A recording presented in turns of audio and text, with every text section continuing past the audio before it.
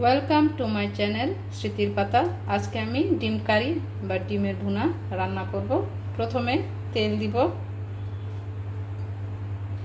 তেল দিয়ে দিলাম। এর মধ্যে ডিমটা দিয়ে দিব, সিদ্ধ ডিম। ডিমটা আমি সিদ্ধ করে ছিলিয়ে নিয়েছি। একটু লবণ দিয়ে দিব ভাজার জন্য।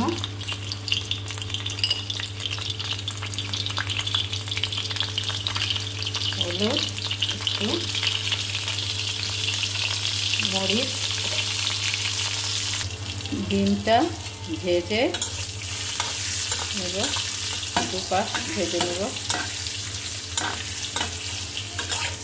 ডিম কারি বা ডিম ভুনা রান্না করা খুবই সহজ, খুব দ্রুত হয়।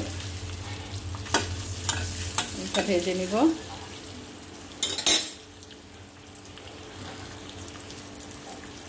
এটা ভেজে নিচ্ছি। এখন ডিম তুলে নিব।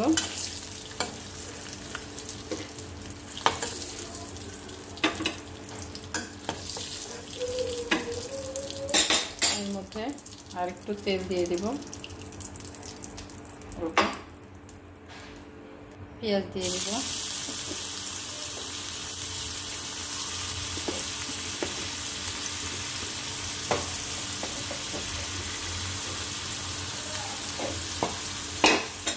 পেঁয়াজটা ভেজে নেব।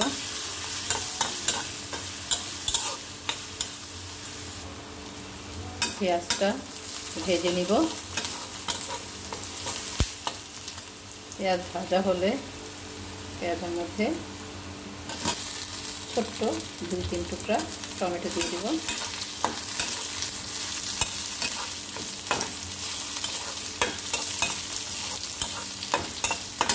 কাঁচামরিচ দিব। কাঁচামরিচের ঝালটা আমি তরকারিতে নিব, কাঁচামরিচ দিয়ে দিব। কাঁচামরিচ, টমেটো এবং পেঁয়াজটা ভালো করে ভেজে নেব।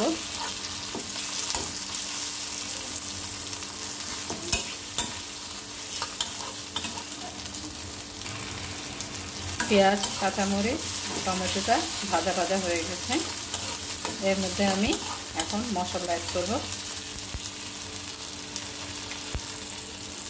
লবণ দিব পরিমাণ মতো, স্বাদ মতো যতটুকু লাগে, অল্পই। অল্প হলুদ, হাফ চামচের চেয়ে কম শুকনো মরিচ গুঁড়া,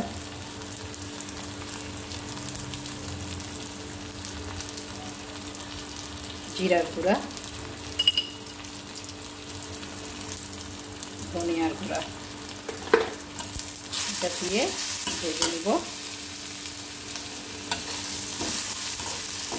অল্প আছে তরকারি বা যে কোনো কিছু রান্না করতে আঁচটা যত অল্প হবে মশলা তত ভুনা হবে এবং মশলার ফ্লেভার বা গন্ধ তত বাড়বে।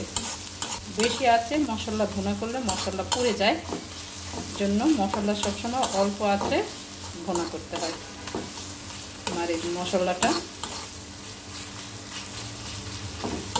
হয়ে গেছে। এখন এর মধ্যে হাফ কাপ পানি দিয়ে দিব। বেশি পানি দিলে মশলার সাথে পানির মিশ্রণটা স্বাদটা চলে যায়। অল্প পানিতে মশলা ফ্লেভারটা ভালো আসে। জাল দিব। ভুনাটা হয়ে গেছে, পানিও শুকিয়ে গেছে প্রায়। এখন ডিম দিয়ে দিব এর মধ্যে।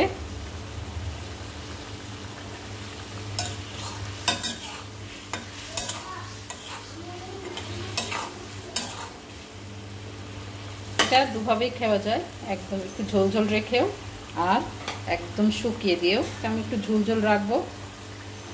এর মধ্যে ধনিয়া পাতা এখন দিয়ে দিব। ধনিয়া পাতার স্মেল বা গন্ধ তরকারির স্বাদ বহু গুণে বাড়িয়ে দেয়। এই জন্য আমি গুঁড়া মাছ বা তরকারি সবজি সব মতো ধনিয়া পাতা দেওয়ার চেষ্টা করি। এটা হয়ে গেছে এগ কারি বা ডিম ভুনা। হয়ে গেছে ডিম ভুনা।